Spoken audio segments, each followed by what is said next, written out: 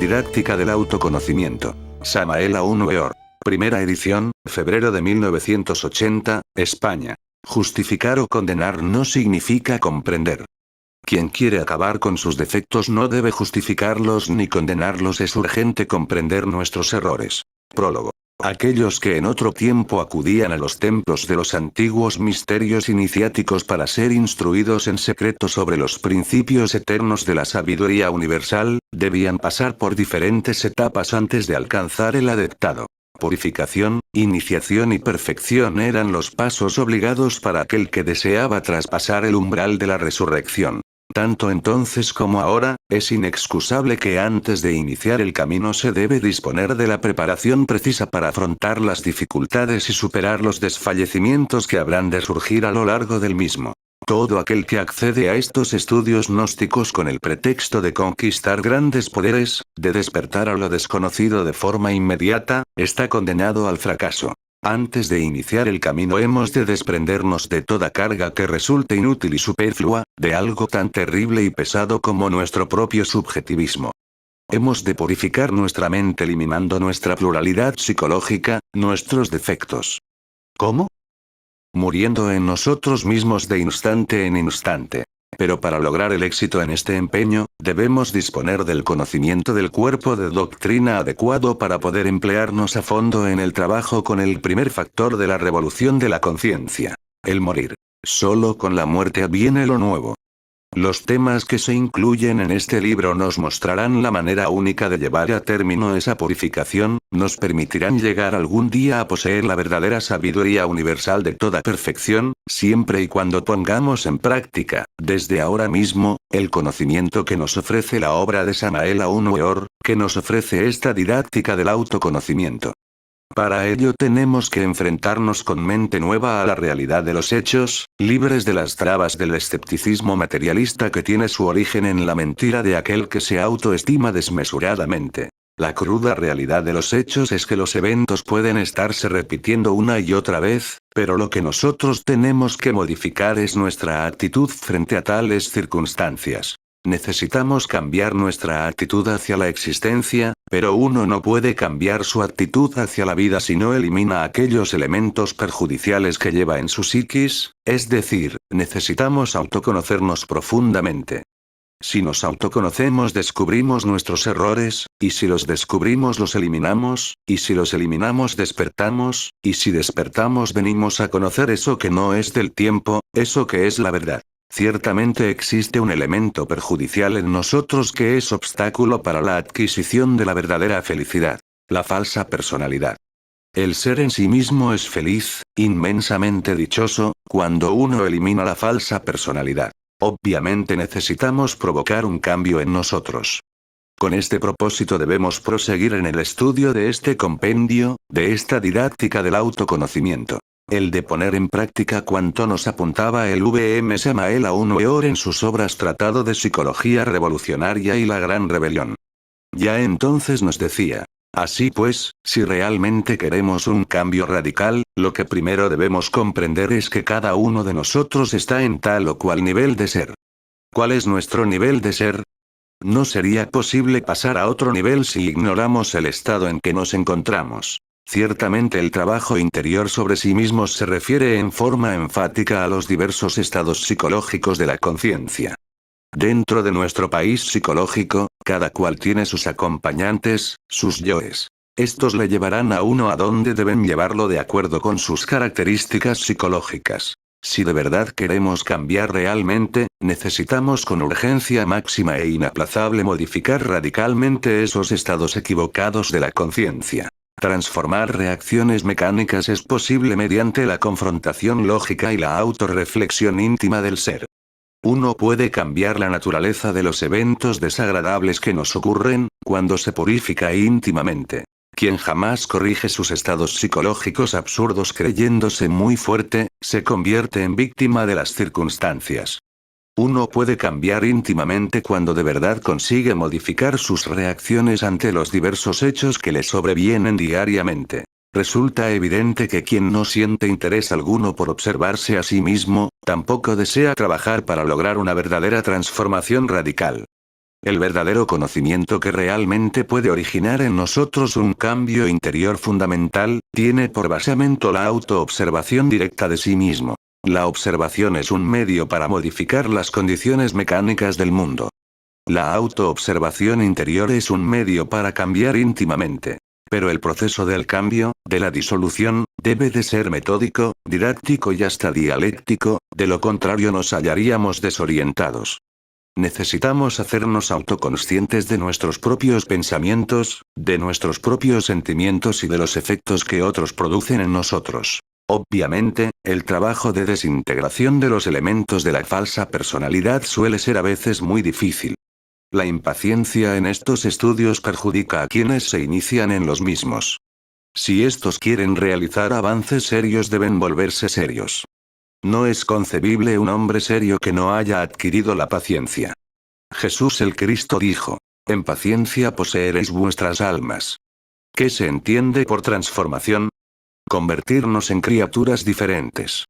Lo más grave es que si uno se identifica con la falsa personalidad, si vive en ella, fracasa. La desintegración de tales o cuales errores en nosotros, no es cuestión meramente intelectual.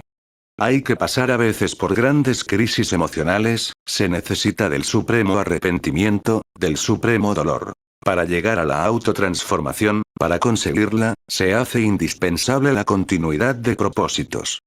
Cuando no se ha establecido un centro permanente de conciencia en nosotros, existe falta de continuidad de propósitos. Pero cuando se ha establecido un centro magnético en el fondo de la esencia, entonces hay continuidad. Normalmente, el centro magnético de nuestra propia existencia se encuentra localizado en la falsa personalidad. La personalidad en sí misma es energía pura, mas cuando los yoes mecánicos vienen a utilizar esa energía se convierte en la falsa personalidad. Pero si desintegramos tales agregados psíquicos, ya no es falsa, es un instrumento para trabajar. La personalidad debe equilibrarse con la esencia, en caso contrario hay desequilibrio, si no hay equilibrio entre el ser y el saber no puede haber comprensión perfecta. Cuando el ser es más grande que el saber, allí nos encontramos con un santo estúpido. Cuando el saber es más grande que el ser, allí está presente un bribón del intelecto. Uno establece el equilibrio entre el ser y el saber a base de meditación, mediante la dialéctica íntima del ser, mediante la dialéctica de la conciencia. Una correcta autoobservación de sí mismo es premisa indispensable para adentrarnos en la muerte psicológica. Solo con la muerte alcanzaremos una nueva vida. Dar origen a una nueva vida es un proceso de creación, y toda creación es sexual, como lo fue aquella fuerza que nos trajo a este mundo. Únicamente la fuerza sexual consciente hará factible el gran cambio en nosotros. Con el sexo concluye nuestro trabajo, nuestra transformación íntima. De la misma manera, este compendio concluye con un capítulo dedicado al estudio de la sexología, ya que es necesario saber usar las energías que fluyen en el interior del organismo humano. El asceta de Acuario busca el sexo, porque considera el sexo como aquel poder maravilloso que puede transformarle radicalmente. Necesitamos hacer una revolución de la conciencia, hacer una transformación radical. Dentro de cada uno de nosotros existen poderes extraordinarios que se hallan dormidos, latentes, y necesitamos ponerlos en actividad, despertarlos. Hay que avivar la llama del espíritu con la fuerza del amor. Desgraciadamente las gentes no entienden lo que estamos diciendo porque están dormidos. Como resultado de tantos trabajos, surge al fin una criatura diferente, terriblemente divina, en el fondo de cada uno de nosotros. Por eso se ha dicho que mediante la muerte se inicia la transformación. Cuando uno establece esta enseñanza gnóstica de la didáctica del autoconocimiento en su mente y en su corazón, amigo lector, comprende la necesidad de sacrificar muchas cosas, la necesidad de luchar por muchas causas.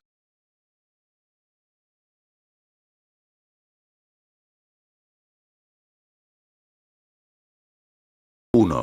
Transformación de las impresiones. La atención consciente excluye eso que se llama identificación. Cuando nos identificamos con las personas, con las cosas, con las ideas, viene la fascinación, y esta última produce sueño en la conciencia. Este tema trata de la transformación de uno mismo. En pasadas pláticas tratamos sobre la importancia que tiene la vida en sí misma. Dijimos también que un hombre es lo que es su vida y que esta es como una película.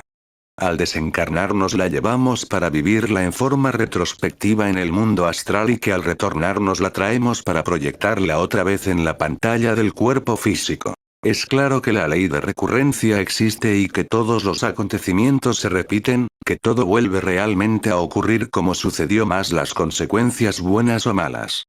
Es claro que la transformación de la vida es posible si uno se lo propone profundamente. Transformación significa que una cosa cambia en otra cosa diferente.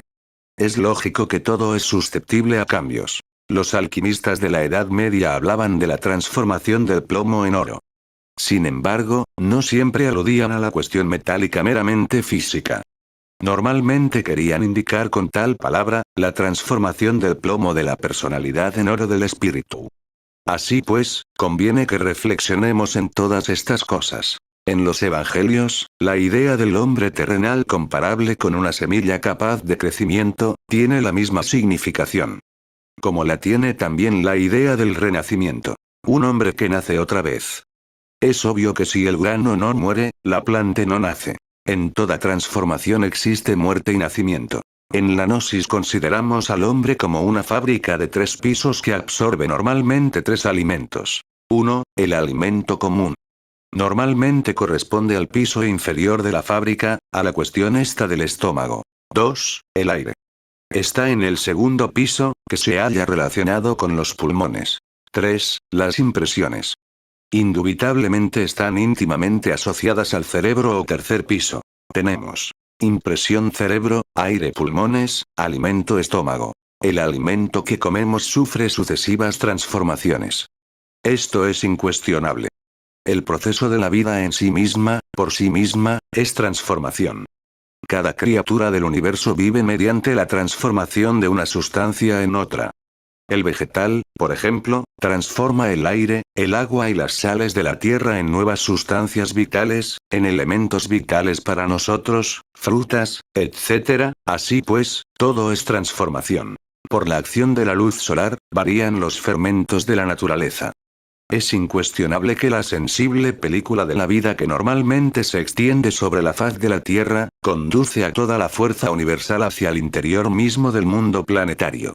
Pero cada planta, cada insecto, cada criatura, el mismo animal intelectual equivocadamente llamado hombre, absorbe, asimila determinadas fuerzas cósmicas y luego las transforma y las transmite inconscientemente a las capas interiores del organismo planetario. Tales fuerzas transformadas, se hallan íntimamente relacionadas con toda la economía del organismo planetario en que vivimos. Indubitablemente, cada criatura según su especie, transforma determinadas fuerzas que luego retransmite hacia el interior de la Tierra para la economía del mundo. Así pues, cada criatura que tenga su existencia cumple la misma función. En todo existe transformación. Así pues, la epidermis de la Tierra es un órgano de transformación. Cuando comemos un alimento tan necesario para nuestra existencia, este es transformado, claro está, en etapas tras etapas. ¿Quién realiza dentro de nosotros ese proceso de transformación de sus sustancias? El centro instintivo, tan sabio es tal centro, realmente es asombroso la sabiduría de dicho centro. La digestión en sí misma es transformación. El alimento en el estómago, es decir, en la parte inferior de la fábrica de 3 pisos de este organismo humano, sufre transformaciones. Si algo entra sin pasar por el estómago, el organismo no podría asimilar sus principios vitamínicos, ni sus proteínas. Eso sería sencillamente una indigestión. Así, conforme nosotros vamos reflexionando en esta cuestión, llegamos a comprender la necesidad de pasar por una transformación. Claro está que los alimentos, físicos, se transforman. Pero hay algo que nos invita a la reflexión, y es la transformación adecuada de las impresiones. Para el propósito de la naturaleza propiamente dicho, no hay necesidad alguna de que el animal intelectual transforme las impresiones por sí mismo. Resultaría magnífico transformar las impresiones. La mayoría de las gentes como ven el terreno de la vida práctica, creen que este mundo físico les va a dar lo que buscan y anhelan. Realmente esta es una tremenda equivocación. La vida en sí misma entra en nosotros, a nuestro organismo, en forma de meras impresiones. Uno no podría realmente transformar su vida si no transforma las impresiones que llegan a la mente. No existe realmente tal cosa como la vida externa. Estamos hablando de algo muy revolucionario, pues todo el mundo cree que el físico es lo real. Pero si nos vamos un poquito más a fondo, lo que realmente estamos recibiendo a cada momento, a cada instante, son impresiones. Si viéramos a una persona que nos agrada o desagrada, lo primero que obtenemos son impresiones de esa naturaleza. La vida es una sucesión de impresiones. No como creen muchos ignorantes ilustrados. Una cosa física de tipo exclusivamente material. La realidad de la vida son sus impresiones. Claro está que las ideas que estamos emitiendo resultan muy difíciles de captar, de aprehender. La persona que vemos sentada, por ejemplo, en una silla con tal o cual traje de color, aquel que nos saluda, aquel que nos sonríe, etc., son para nosotros cosas reales, ¿verdad? Pero si meditamos profundamente en todas ellas, llegamos a la conclusión que lo real son las impresiones. Estas, naturalmente, llegan a la mente por la ventana de los sentidos. Si no tuviéramos los sentidos, por ejemplo, ojos para ver, oídos para oír, ni boca para gustar los alimentos, ¿existiría para nosotros eso que se llama cuerpo físico? Claro que no, absolutamente no. La vida nos llega en forma de impresiones y es allí donde existe la posibilidad de trabajar sobre nosotros mismos. Ante todo, ¿qué debemos hacer? Hay que comprender el trabajo que debemos hacer. ¿Cómo podríamos lograr una transformación psicológica en sí mismos? Pues efectuando un trabajo sobre las impresiones que estamos recibiendo a cada momento, a cada instante. Este primer trabajo recibe el nombre de primer choque consciente. Este, se relaciona con esas impresiones, que son todo cuanto conocemos del mundo exterior que estamos recibiendo. ¿Qué tamaño tienen las verdaderas cosas o las verdaderas personas? Necesitamos transformarnos cada día internamente. Al querer transformar nuestro aspecto psicológico, necesitamos trabajar sobre las impresiones que entran en nosotros. ¿Por qué llamamos el trabajo sobre la transformación de las impresiones el primer choque consciente? Porque el choque es algo que no podríamos observar en forma meramente mecánica. Esto jamás podría hacerse mecánicamente, se necesita un esfuerzo autoconsciente. Es claro que cuando se comience a comprender este trabajo, se comienza a dejar de ser hombre mecánico que sirve a los fines de la naturaleza. Y esto va en contra de nuestra autorrealización íntima. Ustedes pues, empiezan a comprender el significado ahora de todo cuanto digo.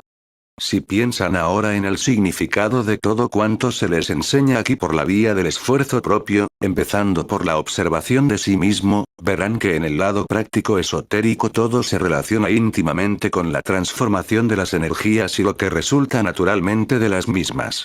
El trabajo, por ejemplo, de las reacciones negativas sobre los estados de ánimo enojosos, sobre la cuestión esta de la identificación, sobre la autoconsideración, sobre los yoes sucesivos, sobre la mentira, sobre la autojustificación, sobre la disculpa, sobre los estados inconscientes en que nos encontramos, se relacionan con la transformación de las impresiones. Así convendrán que en cierto modo el trabajo en sí, se compara a la decisión en el sentido de que en una transformación.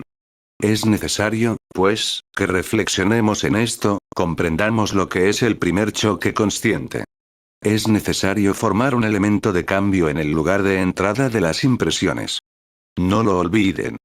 Mediante la comprensión del trabajo, ustedes pueden aceptar la vida como un trabajo realmente. Entonces estarán en un estado constante de recuerdo de sí mismo. Este estado de conciencia en sí mismo llevará a ustedes al terrible realismo de la transformación de las impresiones. Las mismas impresiones normalmente, o supranormalmente dijéramos mejor, los llevaría a una vida mejor en lo que a ustedes naturalmente respecta. Ya la vida no obrará más sobre ustedes como lo hacía antes. Comenzarán a pensar y a comprender de una manera nueva. Y esta es, naturalmente, el comienzo de su propia transformación. Pero mientras ustedes sigan pensando de la misma manera, es claro que no habrá ningún cambio interior. Transformar las impresiones de la vida, es transformarse uno mismo.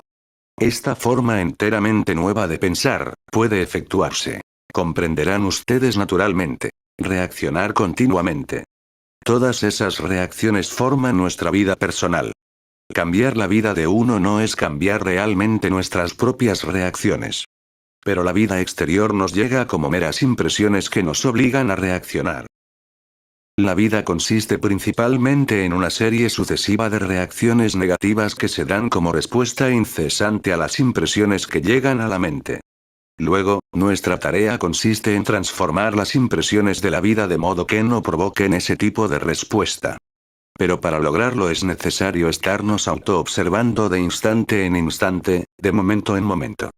Es urgente, pues, estar estudiando nuestras propias impresiones. No se puede dejar que las impresiones lleguen de un modo subjetivo, mecánico. Si lo hacemos, equivale a empezar la vida, a empezar a vivir más conscientemente. El individuo puede darse el lujo de que las impresiones lleguen mecánicamente, pero si no comete semejante error, si transforma las impresiones entonces comienza a vivir conscientemente, por eso se dice que ese es el primer choque consciente.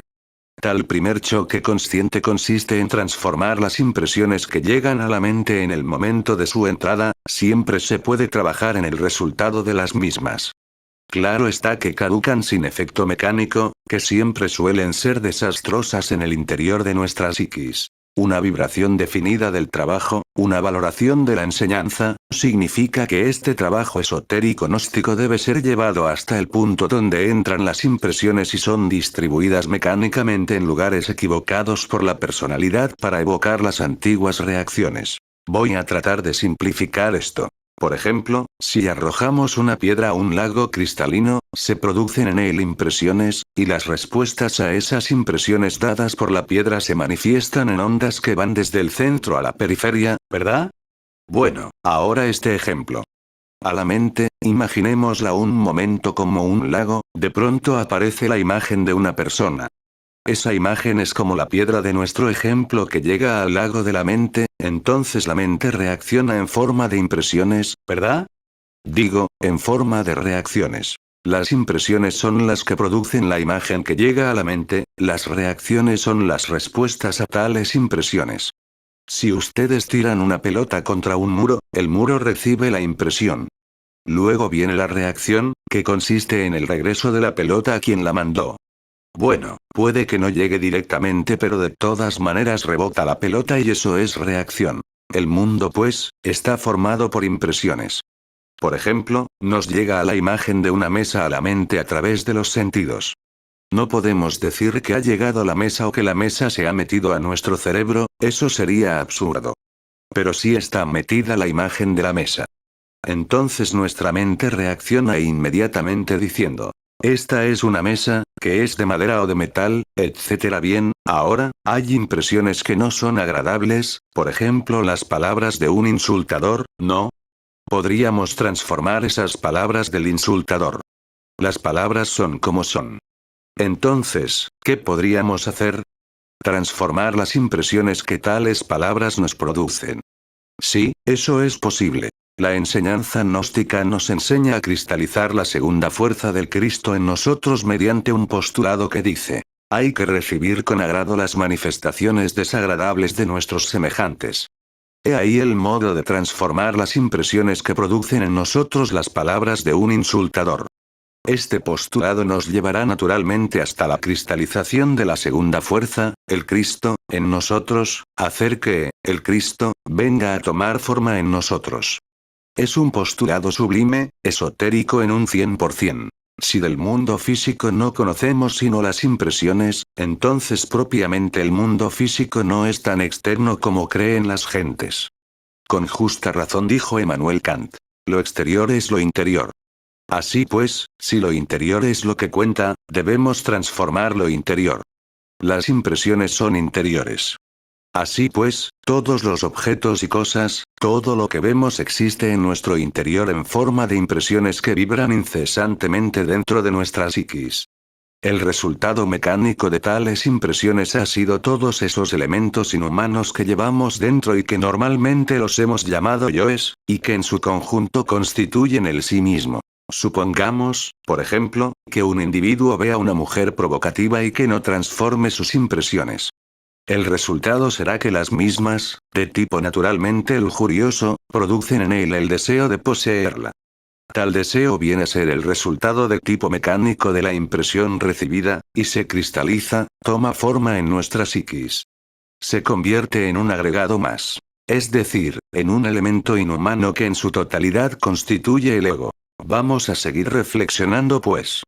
En nosotros existe ira, codicia, lujuria, envidia, orgullo, pereza, gula. Ira. ¿Por qué? Porque muchas impresiones llegaron a nuestro interior y nunca las transformamos. El resultado mecánico de tales impresiones de ira, forman los yoes que existen, y viven en nuestra psiquis y que constantemente nos hacen sentir coraje. Codicia. Indubitablemente, muchas cosas en nosotros despertaron codicia. El dinero, las joyas, las cosas materiales de toda clase, etc. Esas cosas, esos objetos, llegaron a nosotros en forma de impresiones, en otra cosa diferente, en una atracción por la belleza o la alegría, etc. Tales impresiones no transformadas, naturalmente se convierten en yoes de codicia. Lujuria. Ya dije que distintas formas de lujuria llegaron a nosotros en forma de impresiones, es decir, surgieron en el interior de nuestra mente, imágenes de tipo erótico, cuya reacción fue la lujuria. Como quiera que nosotros no transformamos esas ondas lujuriosas, esas impresiones, ese sentir lujurioso, ese erotismo malsano, naturalmente que el resultado no se hizo esperar. Fue completamente mecánico, nacieron nuevos yoes en el interior de nuestra psiquis, yoes morbosos. Nadie podría decir que está viendo un árbol en sí mismo, está viendo la imagen del árbol pero no el árbol.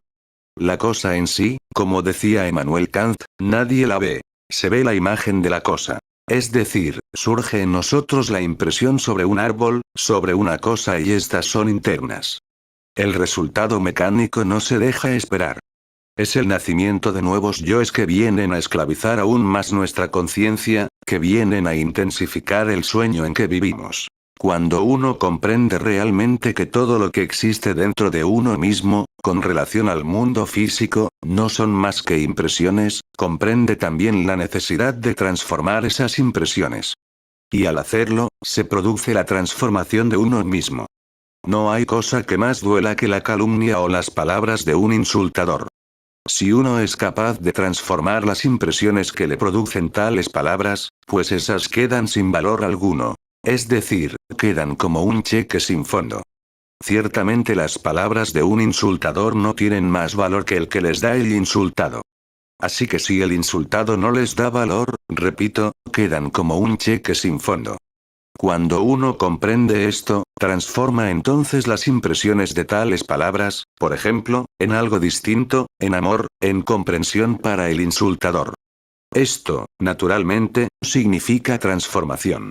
Así, necesitamos estar transformando incesantemente las impresiones, no solo las presentes sino las pasadas. Dentro de nosotros existen muchas impresiones que cometimos el error de no haberlas transformado en el pasado. Muchos resultados mecánicos de las mismas son los tales yoes que hay que desintegrar a fin de que la conciencia quede libre y despierta. Las cosas, las personas, dentro de ustedes, dentro de sus mentes. Si transforman esas impresiones, transforman la vida de ustedes. Cuando en uno hay, por ejemplo, una persona orgullosa de su posición social, de su dinero, pero si esa persona piensa, por ejemplo, que su posición social es una cuestión meramente mental, que son una serie de impresiones que han llegado a su mente, impresiones sobre su estado social, cuando piensa que tal estado no es más que una cuestión mental, o cuando analiza la cuestión de su valor, viene a darse cuenta que su posición existe en su mente en forma de impresiones. Esa impresión que produce el dinero y la posición social, no es más que las impresiones internas de la mente. Con el solo hecho de comprender que solo son impresiones de la mente, haciendo transformación de las mismas, entonces el orgullo por sí mismo decae, se desploma, nace en forma natural dentro de nosotros la humildad. Continuando así con estos procesos de la transformación de las impresiones, proseguimos con algo más. Por ejemplo, una imagen de una mujer lujuriosa llega a la mente. Tal imagen es una impresión, obviamente. Nosotros podríamos transformar esa impresión lujuriosa mediante la comprensión. Bastaría con que pensemos en ese instante que esa mujer ha de morir y que su cuerpo se desintegrará en la sepultura. Sería esto más que suficiente como para transformar esa impresión lujuriosa en castidad.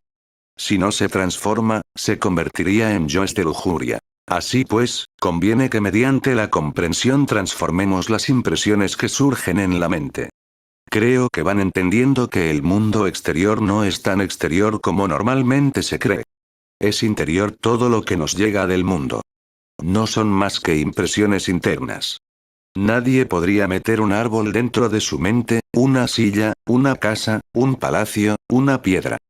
Todo llega a nuestra mente en forma de impresiones, eso es todo. Impresiones de un mundo que llamamos exterior y que realmente no es tan exterior como se cree.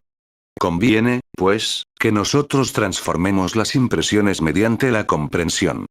Si alguien nos saluda, nos alaba, ¿cómo transformaríamos la vanidad que tal o cual adulador podría provocar en nosotros? Obviamente las alabanzas, las adulaciones, no son más que impresiones que llegan a la mente y ésta reacciona en forma de vanidad. Pero si se transforman esas impresiones, la vanidad se hace imposible. ¿Cómo se transformarían, pues, las palabras de un adulador? Mediante la comprensión. Cuando uno comprende realmente que no es más que una infinitesimal criatura en un rincón del universo, de hecho transforma por sí mismo tales impresiones de alabanza, de lisonja, en algo distinto. Convierte a tales impresiones en lo que son: polvo, polvareda cósmica. Porque comprende su propia posición. Sabemos que nuestro planeta Tierra es un grano de arena en el espacio. Pensemos que en la galaxia en que vivimos, compuesta por millones de mundos, ¿qué es la Tierra? Es una partícula de polvo en el infinito y nosotros, dijéramos, somos unos microorganismos dentro de esa partícula. Entonces, ¿qué? Si nosotros comprendiéramos esto cuando nos adulan, haríamos una transformación de las impresiones que se relacionan con la lisonja y la adulación o alabanza, y no reaccionaríamos como resultado en forma de orgullo, ¿verdad? Tanto más reflexionemos en esto, vemos más y más la necesidad de una transformación completa de las impresiones. Todo lo que vemos externo es interior. Si no trabajamos con lo interior, vamos por el camino del error, porque no modificamos entonces nuestros hábitos. Si queremos ser distintos, necesitamos transformarnos íntegramente. Y si queremos transformarnos, debemos empezar por transformar las impresiones animales, bestiales, en elementos de la devoción. Entonces surge en nosotros la transformación sexual, la transmutación. Incuestionablemente, esta cosa de las impresiones merece ser analizada en forma clara y precisa. La personalidad que hemos recibido o adquirido, recibe las impresiones de la vida, pero no las transforma porque prácticamente es algo muerto. Si las impresiones cayeran directamente sobre la esencia, es obvio que serían transformadas porque de hecho, ella las depositaría en el centro correspondiente de la máquina humana. La personalidad es el término que se aplica a todo cuanto adquirimos. Es claro que traduce todas las impresiones de todos los lados de la vida de un modo limitado y prácticamente estereotipado con arreglo a su calidad y asociación.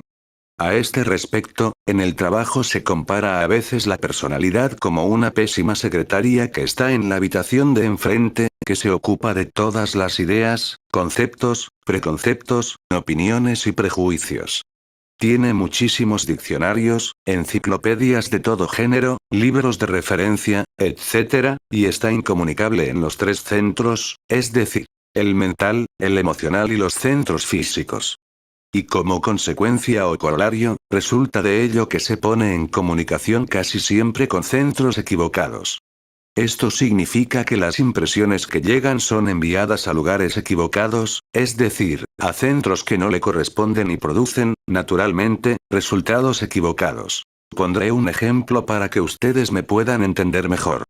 Supongamos que una mujer atiende con mucha consideración y respeto a un caballero. Claro, las impresiones que el caballero está recibiendo en su mente son recibidas con la personalidad y ésta la envía a centros equivocados. Normalmente la manda al centro sexual. Entonces este caballero llega a creer firmemente que la dama está enamorada de él y, como es lógico, no tarda mucho tiempo en que él se apresure a hacerle insinuaciones de tipo amoroso. Indubitablemente, si aquella dama jamás ha tenido esa clase de preocupaciones por el caballero, no deja de sentirse con mucha razón sorprendida. Ese es el resultado de una pésima transformación de las impresiones. Vean ustedes cuán mala secretaria es la personalidad. Indubitablemente, la vida de un hombre depende de esta secretaria que busca mecánicamente la transformación en sus libros de referencias, sin comprender en absoluto lo que significa en realidad, y la transmite, en consecuencia, sin preocupaciones por lo que pueda ocurrir, sintiendo únicamente que está cumpliendo con su deber. Esta es nuestra situación interior. Lo que importa comprender en esta alegoría es que la personalidad humana que nosotros adquirimos y debemos adquirir, empieza a hacerse cargo de nuestra vida. Esto es algo demasiado importante, incuestionablemente es inútil imaginar que esto sucede a ciertas y determinadas personas, les sucede a todos, quien quiera que sea. Es obvio que estas reacciones ante los impactos del mundo exterior, constituyen nuestra propia vida. La humanidad en este sentido, podemos decir en forma enfática que es completamente mecanicista. Cualquier hombre, en la vida, se ha formado una cantidad de reacciones que vienen a ser las experiencias prácticas de su existencia. Es claro que como toda acción produce una reacción, acciones de cierto tipo vienen a producir reacciones de cierto tipo y a tales reacciones se les llama experiencias. Lo importante sería, por ejemplo, conocer mejor nuestras acciones y reacciones, poder relajar la mente. Esto de relajamiento mental es magnífico. Acostarse en su lecho o en un cómodo sillón, relajar todos los músculos pacientemente y luego vaciar la mente de toda clase de pensamientos, deseos, emociones, recuerdos. Cuando la mente esté en silencio podemos conocernos mejor a sí mismos. En tales momentos de quietud y silencio mental, es cuando realmente venimos a verificar en forma directa el crudo realismo de todas las acciones de la vida práctica. Cuando la mente se encuentra en reposo absoluto veremos a multitud de elementos y subelementos, acciones y reacciones, deseos y pasiones, etc., como algo ajeno a nosotros.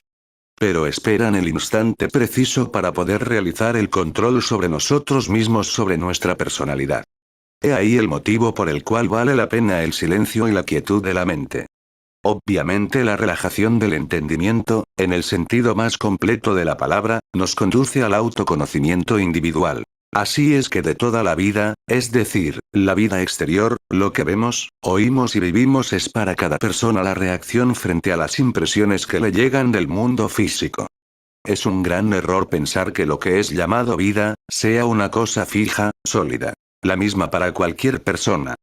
Ciertamente, no hay una sola persona que tenga las mismas impresiones que, con respecto a la vida existan en el género humano, son infinitas. La vida, ciertamente, son nuestras impresiones de ella y es claro que nosotros podemos, si nos lo proponemos, transformar tales impresiones. Pero como se dijo, esta es una idea muy difícil de comprender debido a que es tan poderoso el hipnotismo de los sentidos. Aunque parece increíble, todos los seres humanos se hallan en estado de hipnotismo colectivo. Tal hipnosis es producida por el estado residual del abominable órgano cundartiguador. Cuando se eliminó del ser humano, quedaron los diversos agregados psíquicos o elementos inhumanos que en su conjunto constituyen el mí mismo, el sí mismo. Estos elementos y subelementos, a su vez, condicionan a la conciencia y la mantienen en estado de hipnosis. Así pues, existe la hipnosis de tipo colectivo. Todo el mundo está hipnotizado. La mente está tan enfrascada en el mundo de los 5 sentidos, que no acierta a comprender cómo podría independizarse de ello. Cree firmemente que es un dios. Así, nuestra vida interior, la verdadera vida de pensamientos, de sentimientos, sigue siendo confusa para nuestras concepciones meramente razonativas e intelectivas. No obstante, al mismo tiempo sabemos muy bien dónde vivimos realmente, nuestro mundo de sentimientos y pensamientos. Esto es algo que nadie puede negar. La vida son nuestras impresiones y éstas pueden ser transformadas. Así pues, necesitamos aprender a transformar mejor las impresiones. Empero no es posible transformar cosa alguna en nosotros si seguimos pegados al mundo de los 5 sentidos.